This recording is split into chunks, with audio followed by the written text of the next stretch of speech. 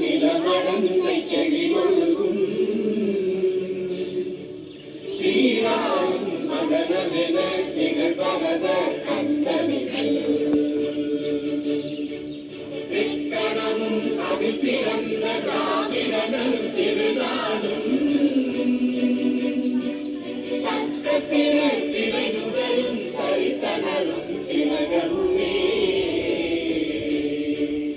அத்திலக வாசனை போல் அனைத்துலகும் இன்பமுக எத்திசையும் புறமணங்க இருந்த பெரும் தமிழகங்கே தமிழகங்கே